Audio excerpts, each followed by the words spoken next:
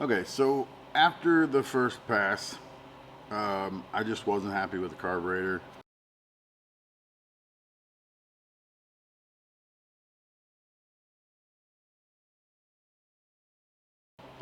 It had done a few things earlier that day, earlier that night on the way out, loading up and then unloading the car. And it was just a few things that I didn't like about the way it sounded. And then also, that first pass, the RPM went up, hit 3,000, then crept up to the chip. You know, that concerned me a little bit. And then when she let off the trans brake, even though it spun and it had some wheel speed, it still didn't seem to recover. So it spun, had a little wheel speed, and then of course it wasn't going fast enough once it hooked. I don't know how to explain that, but the drive shaft and the RPM caught up, but the vehicle, the engine speed wasn't fast enough. So it just laid there for a second, basically. You can hear it. And, you know, it's something that I don't know how to describe it, but when you let off the trans brake and if it spins for a second and then hooks, it's just dead. And then it takes off. Normally, if they don't make any power, if the converter's too small, blah blah blah, if not enough gear, it'll do that. But in this situation, it did more than that, and you can hear it. If you listen to it really close, it actually spun, moved out, and then right before it started to just lay there, it kind of, you could hear it almost chug. You know what I mean? So, or bubble, I guess. I had an idea that the carburetor needed a few things. I wasn't sure what it was. But I did know that, and I noticed that when I was doing a little bit of tuning on the idle air screws on the side, I noticed I didn't do a whole lot. You could go all the way in and it would just run like a champ. It would stumble, but it would run at idle good. Usually that's a sign of blown power valve or something like that. I didn't think this had a power valve as fat as it was at idle. But then I thought, well, maybe it's blown. Maybe that's why it's so fat. Um, it's weird though. It's fat at idle, but when you whack it, it would stumble, like it had a lean spot. Usually, if a carburetor is doing all the same thing, if it's fat at idle and it's rich when you stab it, and then then it's something that you can handle pretty quick. But in my experience with carburetors, if it's doing two opposite things that don't make a lot of sense, like if it's rich at idle, but then when you stick it, it's lean, it has a dead spot, that usually means there's more to it than just changing out a power valve or something. So we take it back to the shop. I know that I have an FST carburetor here that came on Jackie's motor from Kai. That carburetor was basically untouched, I think, straight from Summit, just bolted on and ran. Maybe a few minor changes here and there. But when I was eyeing that carburetor, the thing that I saw that piqued my interest was it had a few little extra things that you could use to tune. Looks like it's capable of converting to a 3-circuit, and in my experience with nitrous stuff, especially if you're going to spray a lot of nitrous on something, I like a 3-circuit carb. I know that's a non-stop debate. Well, it used to be, maybe not so much anymore, but I've had a lot of luck out of 3-circuit carburetor. So eventually we're definitely going to go to a 3-circuit carburetor with this car, and especially with oxygenated fuels or a whole lot of nitrous, I like a 3-circuit carburetor. This car is going to be both. It's going to be oxygenated fuel and a lot of nitrous. Eventually we're going to go to a 3-circuit anyway. It's not easy to get a 3-circuit out of a regular Holley 4150. You can do it, it's just not easy. If that deal is rock and roll ready, I was like, man, we'll take this thing apart. If it's something easy, I'll fix it, put it back on, so that we're doing our due diligence on the tuning side of it. We're not changing too much at once. When I brought it back to the shop, when I took the bowl off of it, I noticed a problem. I noticed a list of problems. Without going through a whole class on carburetors this time, maybe we'll do a video on carburetors in the future, but the primary circuit on this is a 2-circuit carburetor, so it has an idle circuit and a main circuit. Technically, it's I think it's a 4 or 5 circuit, but in drag racing, drag racers only think of circuits as there's an idle circuit and then there's everything else. We don't do much in between. So this is technically, in the drag racing world, this is considered a 2-circuit carburetor. It does have a power valve. And that power valve, what it does is it adds fuel when you need it at wide open throttle. And the way that you do that, since you don't have a fuel injection or a laptop, everything in the carburetor is done with vacuum. So as the engine's idling and the throttle blades are almost closed, the engine's sucking on those throttle blades like it's trying to get the air, but you've got the throttle blades closed. You're saying no. You've got a little bit of air open there is all you're letting it do. So it makes a bunch of vacuum underneath the carburetor. You can use that vacuum to pull fuel through the carburetor at idle and whatnot, but then when you go wide open and those throttle blades snap open, well, now that air rushing in, you no longer have a differential on top and bottom. It becomes harder to manipulate the fuel. But what you can do is you can use a power valve. What that will allow you to do is you can run a smaller main jet for part throttle, and believe it or not, the main jet does somehow affect idle and part throttle, even though it shouldn't. It does. So you can run a smaller main jet, and you can run a power valve, and that power valve has a spring, and it's kept closed by vacuum underneath the throttle blades. So at idle, that power valve is kept closed, and it'll have a number on it. And basically, that's how much vacuum it takes to keep that power valve closed. The power valve that was in this carburetor was a 6.5. 6.5 inches of vacuum keeps that power valve closed. So at part throttle or at idle, as long as the throttle blades are almost closed, that power valve is going to stay closed, and you're only going to have the jet from the main jet and whatever you've got in the idle circuit. When you go to floor the carburetor, you get rid of that differential, so you get rid of the vacuum basically that's holding that power valve closed. So when you floor it and the throttle blades go open, that power valve, so say your engine idles at 13, 14 inches of vacuum, depending on the camshaft you have and the tune and everything else.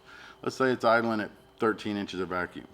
Well, as you open the throttle blade, as it drops, as that vacuum differential drops from 13 and it's dropping 10, 9, 8, and it's on its way to 0 or close to 0. When it hits 6.5, that power valve opens, boom, and it adds more fuel. It allows more fuel into the carburetor. So, you know, it's a neat trick, you know, for somebody who doesn't have fuel injection. Pretty neat. You guys didn't think carburetors could do a bunch of cool stuff? Believe it or not, there are things in these carburetors that fuel injected guys would die for. The problem with this little deal though is this thing's got, I don't know if you guys have heard it, this thing's got a gnarly camshaft in it. I don't know how big it is because we don't have any numbers or cam cards on it. One day I'm going to figure it out. One day I'm going to snatch that cam out, take it over to Gerald and have him run it through the doctor, and he'll give me a spec sheet on it. But I do know that when you hook a vacuum gauge up to the manifold on this car, it idles about 5 3/4. What does that tell you? If it idles at 5 3/4 vacuum, that power valve is not closed, is it? So at idle, it was acting like it had a blown power valve.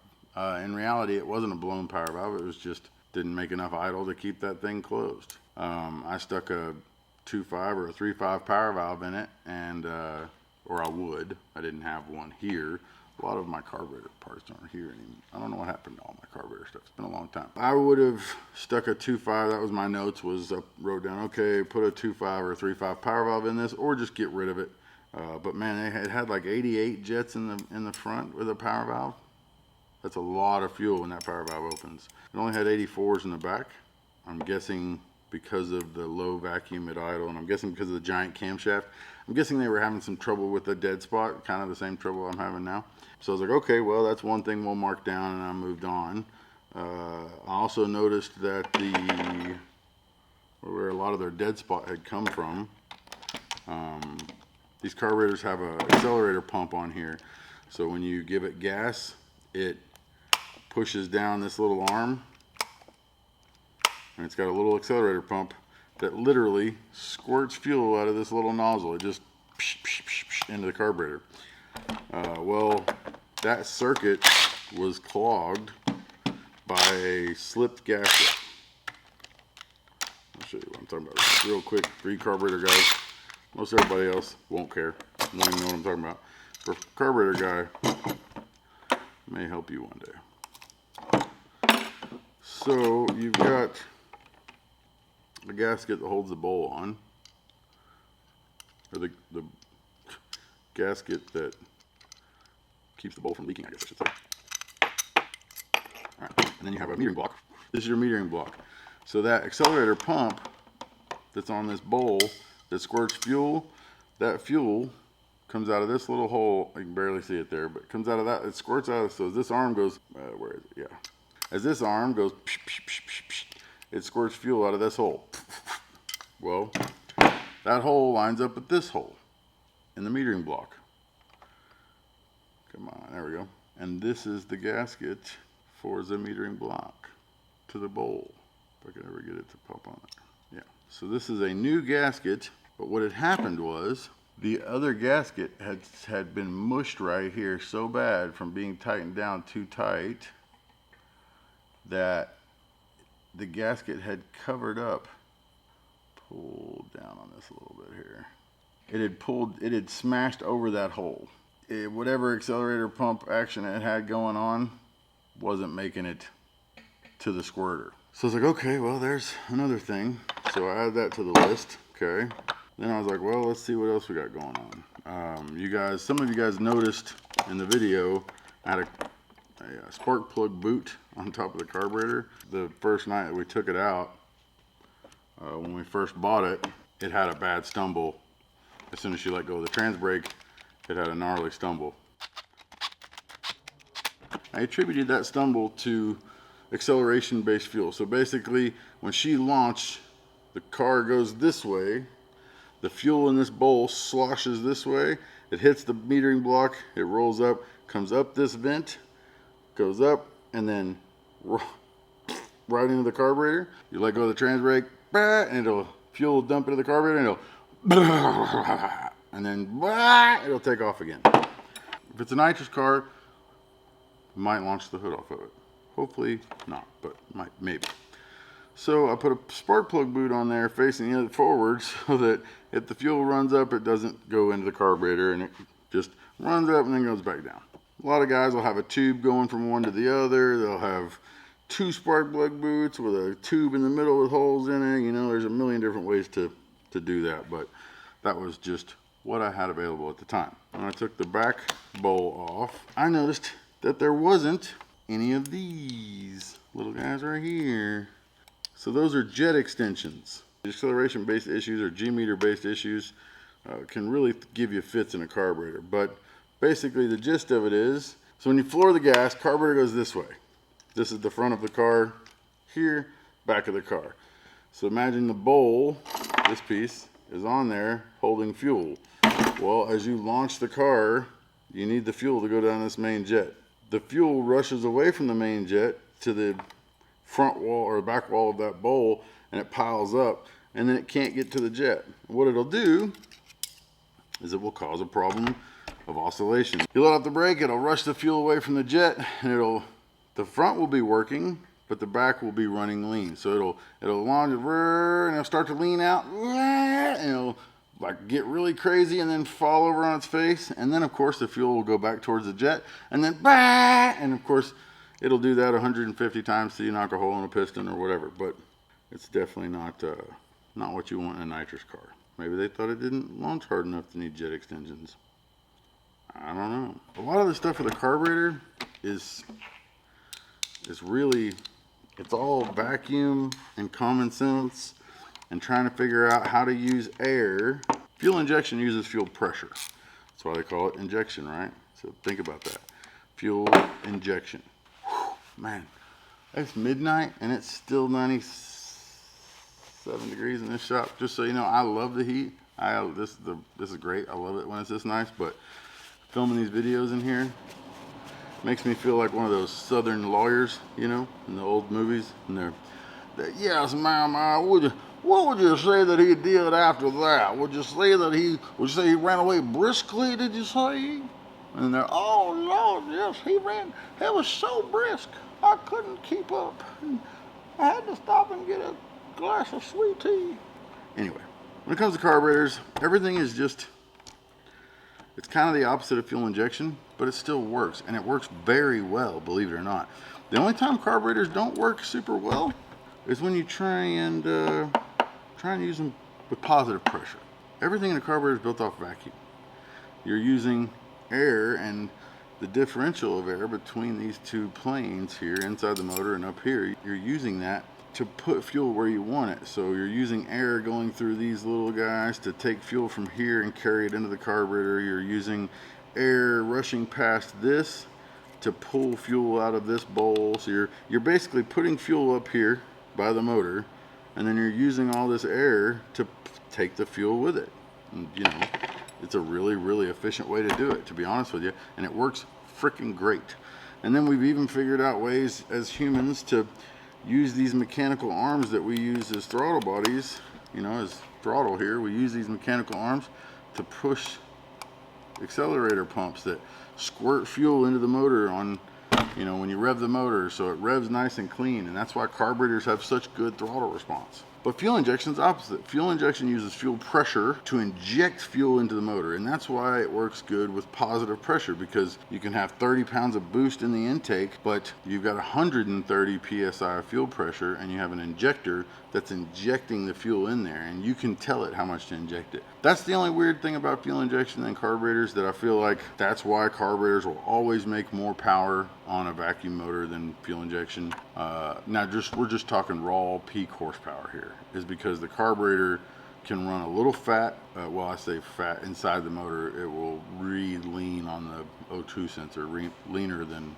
fuel injection or whatever. Carburetor can run a little fat and still make good power. Basically, the carburetor gives the motor what it wants, whereas a fuel injection, as a tuner, you tell the engine what you think it wants, and it either runs good or it doesn't.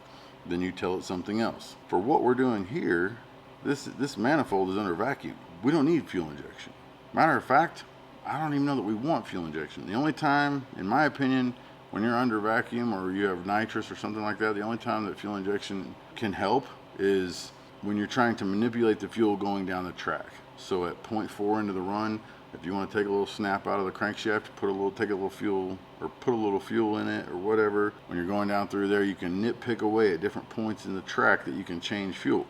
You can do that with a carburetor.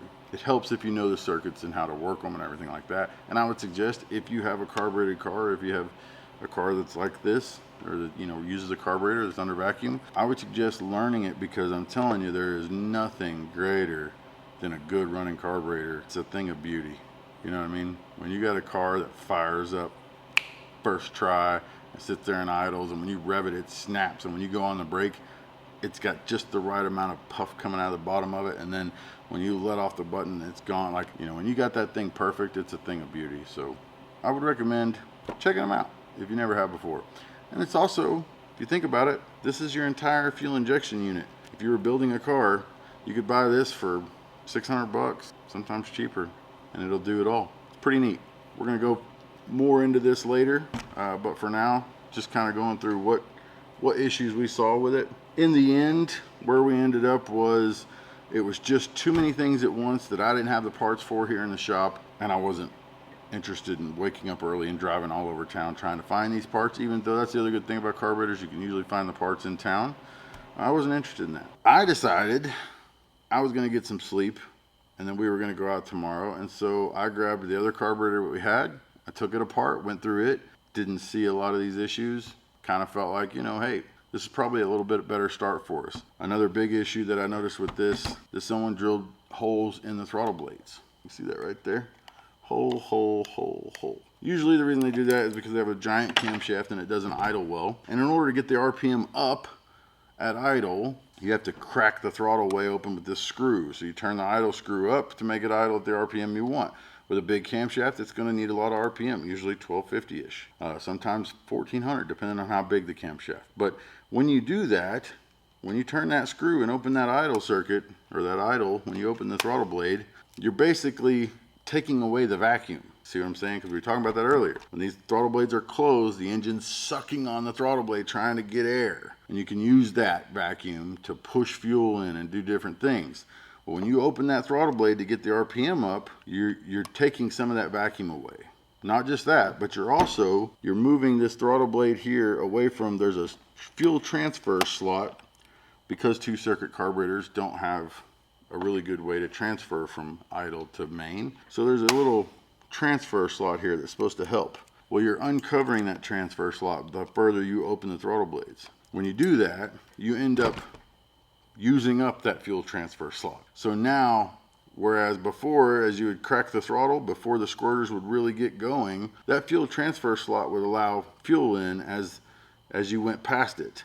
Well, if you're here, you're already past it, it's done. You don't have any more. So now you're just relying on the squirter. So you're just relying on the mechanical action of you pressing the throttle, which pushes the squirter, which pushes in there. And I promise you, the air gets there before the fuel does. That's how it works. You're still going to have a bit of a lean condition. So what guys will do is they'll drill holes in the butterflies and the blades so that it'll idle the engine up and you can close the throttle blade where you'll have some of that transfer slot. In my opinion, they did the right thing. With a big camshaft on a rowdy little motor that doesn't have a lot of vacuum, that's the right thing to do, is to drill holes. I just feel like they went too big and now I can't get it back. I think there's a few things that we could do. Obviously, going to a digital ignition system, which is going to be one of the next things that we do, that would allow me to run a different timing at idle than I do at wide open throttle. Right now, this deal is locked out, so it's got whatever idle timing as you do at wide open throttle. I could make this carburetor work if I was able to have a timing map or build my own map, even if I had centrifugal weights and springs in the distributor, or if I had a vacuum advance, or if I had anything, basically. If I had any way to change the timing from idle to wide open throttle, I could make this work with those holes in it. But right now, I am locked out timing. So there's nothing that I can do with timing to help this little carburetor out. So unfortunately, it's either idle at 1800 and it runs really good, or it's bubble at 1200 and run like shit. So that's the good thing about the FST carburetor too, is that, well, I mean, I'm hoping that's the good thing. Just by looking at it, I mean, it could be really cool. Around the center where the air cleaner stud goes, it has 4 holes there that are plugged with bleeders that I can drill holes in, and that goes all the way through to the center of the base plate here, and it's connected to the butterfly. So when you bolt the carburetor down, you can take those and you can make those 4 holes instead of drilling your 4 holes in your throttle blade.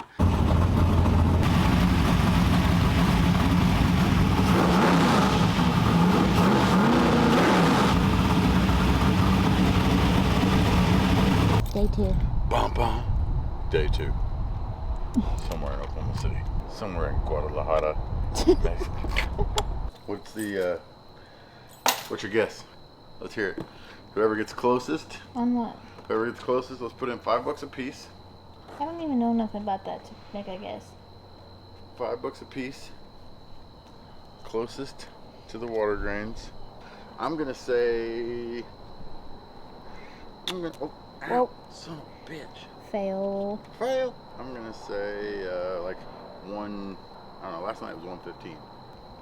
It feels better than last night, so I'm gonna say it's 106. Well, if we're doing this like the Price is Right, I'm gonna go 107. You're gonna do what? Oh, Price is Right. You just Price is Right me? You just $1'd me? It's called slanging it. I'm just out here slanging it. This is what I do. This is part of our routine. We don't usually show this on camera because it looks kind of weird. All right. 111.8. I win. 112.1. Yeah, you win.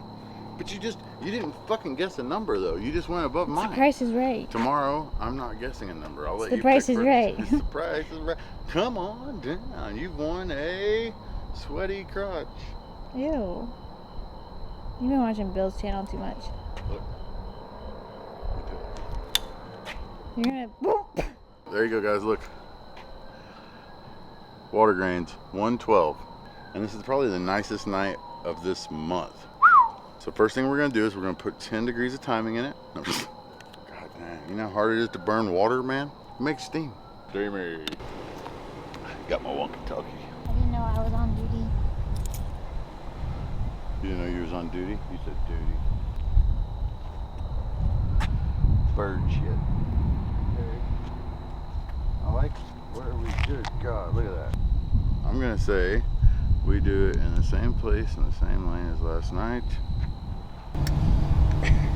Here we go. You ready? Yep. Fucking hey, let's do it. First hit of the night. I know this car isn't quite as fast as what everybody wants to see yet, but I'm telling you, this is the work that counts. Making those fast passes are awesome, but this is what gets you to that point. It's the hundreds of slow passes that make the fastest passes. God dang, she's hard on that car. She is hard on it, ain't she? Man, I like it. I like me an aggressive bitch.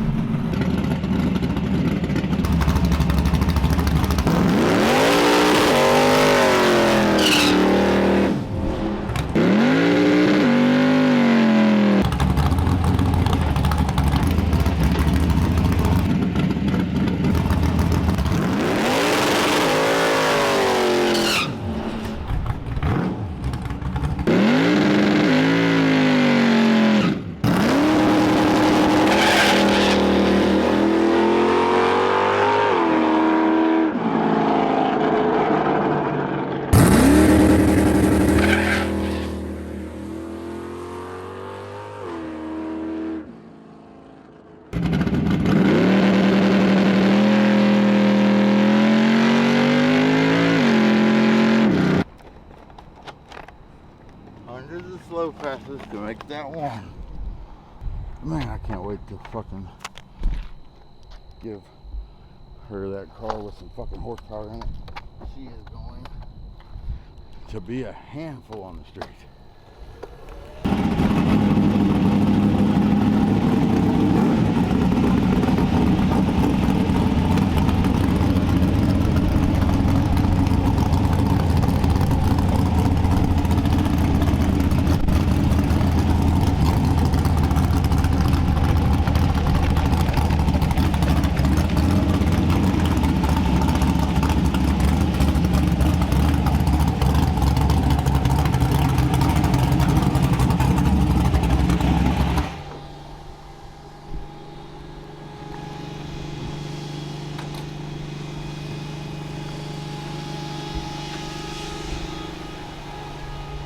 Nice fucking job.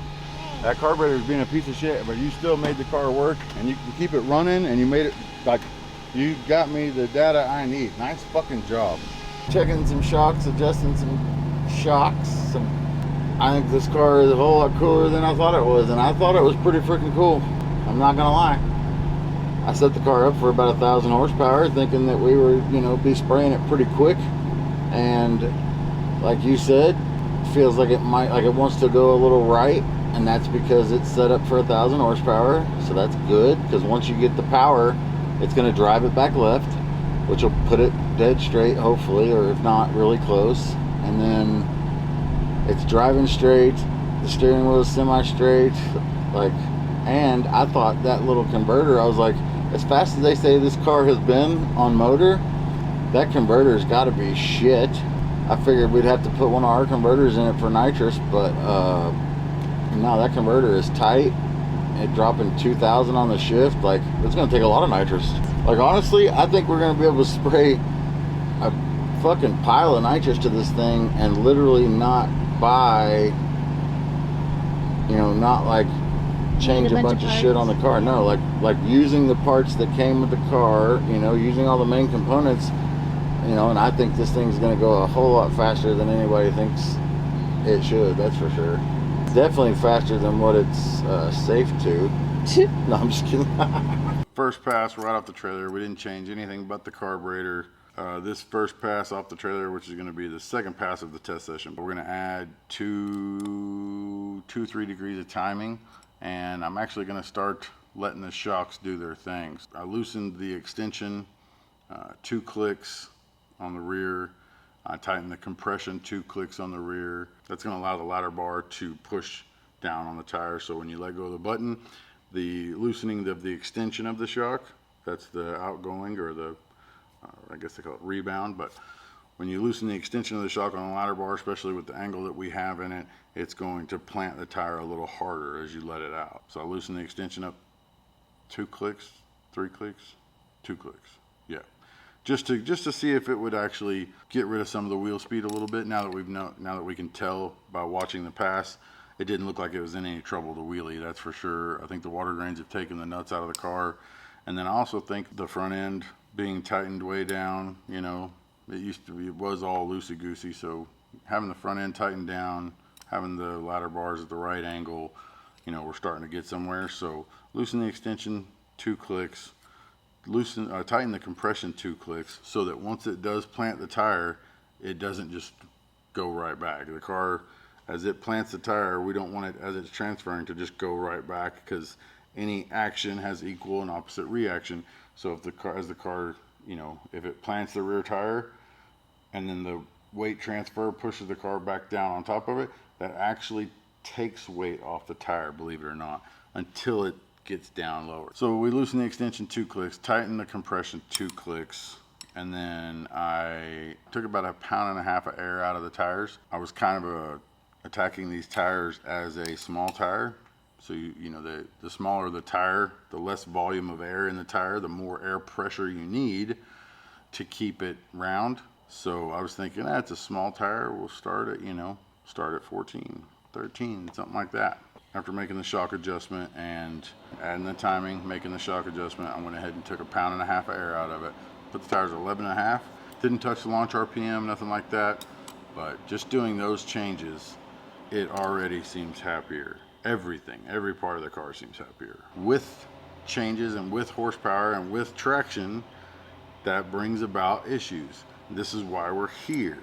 So yeah, it's cool just to go out and make hits, but what we're here to do is find out if we're gonna have an issue later with more power, with more traction, blah, blah, blah. So on this pass, it hooked a little harder, it left a little better, it went a little faster, but Jackie said it seemed like it wanted to go right, and she felt like she had to correct.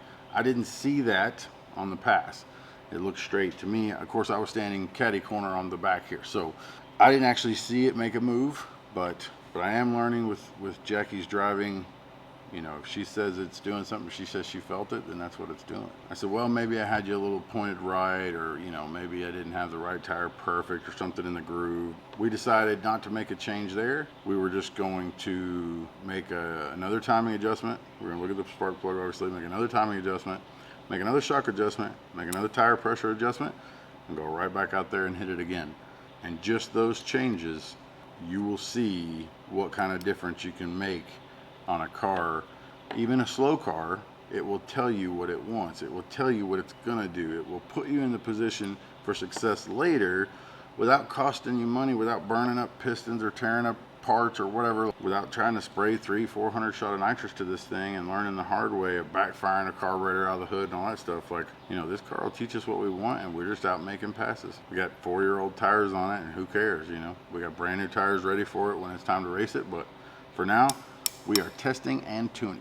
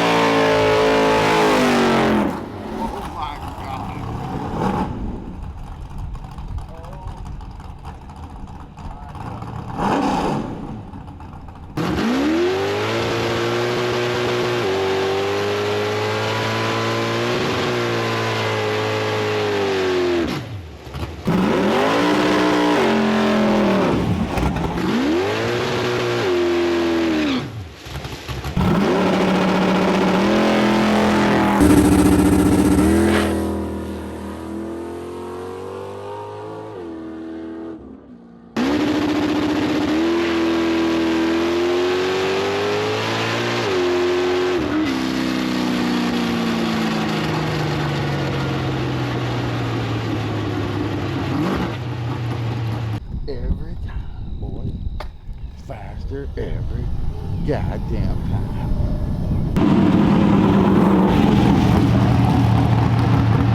She's a wild one.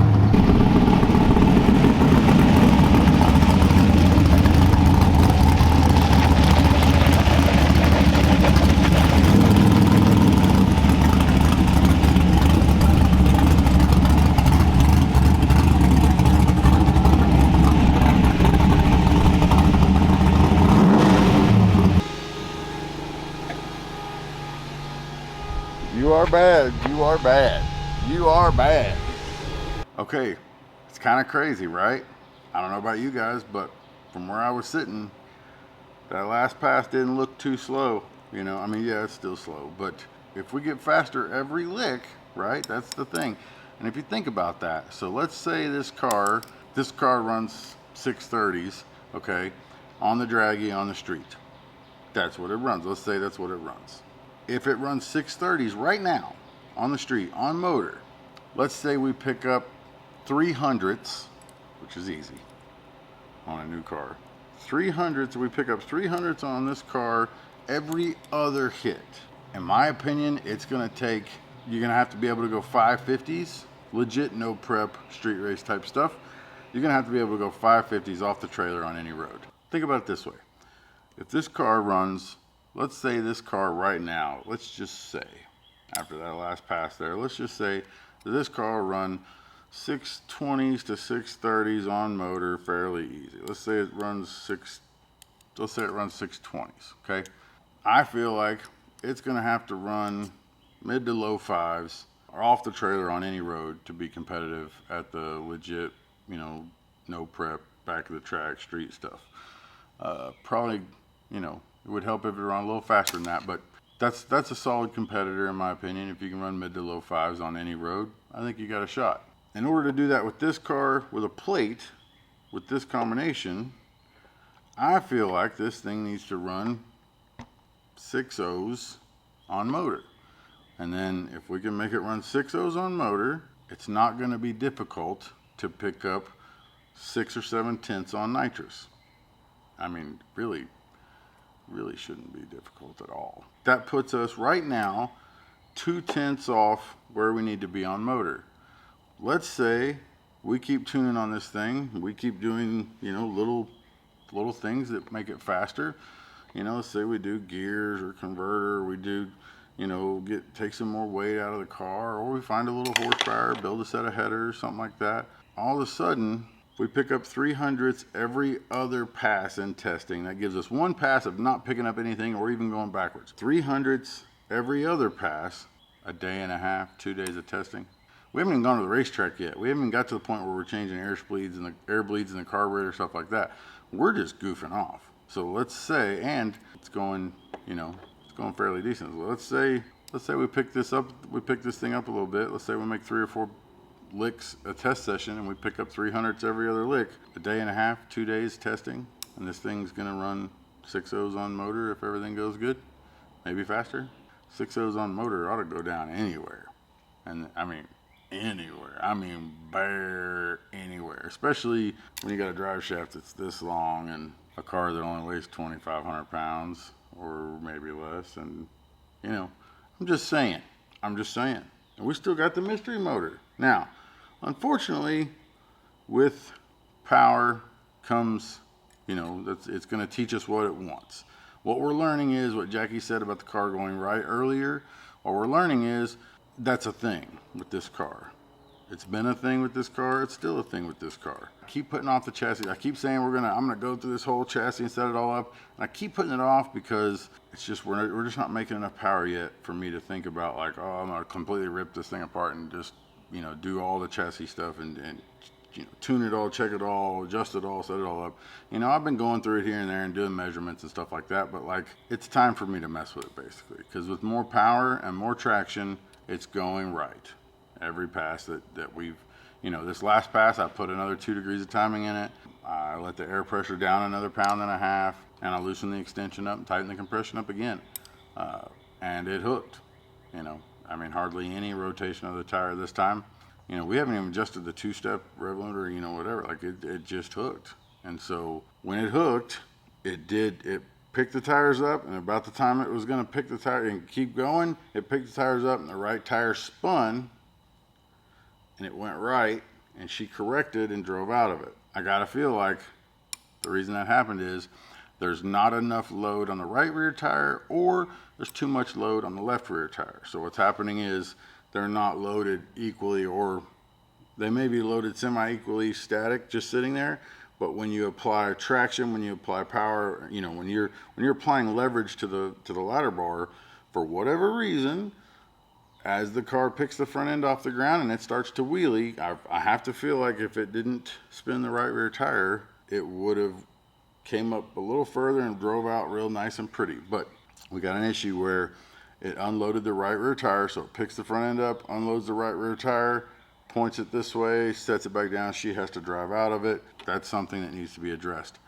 I don't feel like it's something major because I've gone over the car and measured it a few times. I just feel like it needs an adjustment. I feel like it needs a ladder bar adjustment, or because it doesn't have coilovers in the front, so I can't do much with the front to put weight where I want it. So really need to just look at the ride height, make sure both ladder bars are at the same angle. Probably go ahead and put it on the scales, check the left rear, right rear static, and then go from there.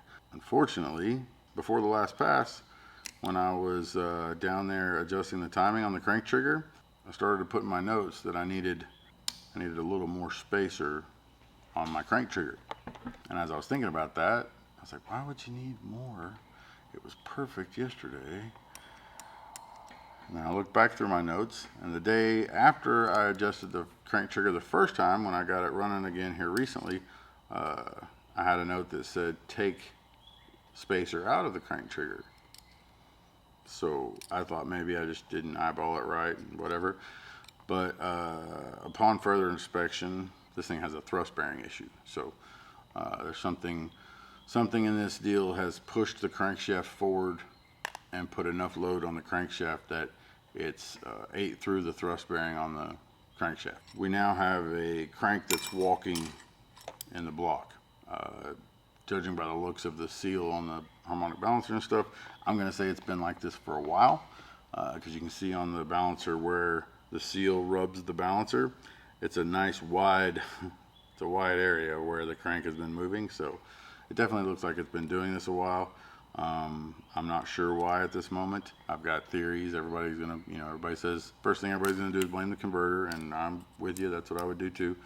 But there are some other things on this car that are kind of weird, and I'm going to leave you with something that I want you to think about.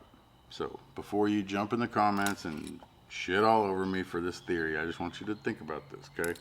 This car is all fiberglass. And when I say all fiberglass, I mean it's all fiberglass. The only part of this car that isn't fiberglass is the chassis, the frame, and of course the drivetrain. But in an all fiberglass car, you have to be extremely cautious about your grounds. As I'm going over this car, I noticed there are no grounds from cylinder head to cylinder head. There's not a ground. I usually run a ground from the back of one head to the other head as low down towards the deck as I can get it. And then there's no ground there, and there's no ground from the engine to the chassis on either side. There's no ground from the transmission to the chassis. So that's a no-no. I have heard of this happening before in the past. I always thought it was bullshit, but I never had a full fiberglass car. Even the chrome mod was carbon fiber. No, I'm just kidding. So I'm gonna leave you with that. I want you to think about that. I want you to think about what would happen. Would it be possible for that flat surface on the crankshaft? Would it be possible for a ground issue or lack of ground, or something hunting for ground through the drivetrain? Would it be possible for that to be what caused our issue? Or do you think it's torque converter related and the torque converter is just ballooning? And when it's ballooning, it's pushing against the pump of the transmission, and the front side of the converter is pushing against the flex plate, which is pushing the crank, trying to push it out the front of the motor. You think that's what happened, or you just think it's wore out? Or let me hear what you have to think and what you have to say about what caused our thrust issue. And then I'm going to pull the oil pan off this thing. We'll let you take a look inside the mystery motor next video. Don't go too far. We're about to get serious on this deal here, and it really sucks is we only got like a week and a half before the race. So street racing. Woo! Trying to get out of this testing and go do some racing. All right, I'm gonna pull this oil pan off. Hear the birds chirping? They don't stop. It is after midnight. The birds are still chirping, and it's still 96 degrees in the shop. Nice. All right, I'm gonna get to work. Well, bye.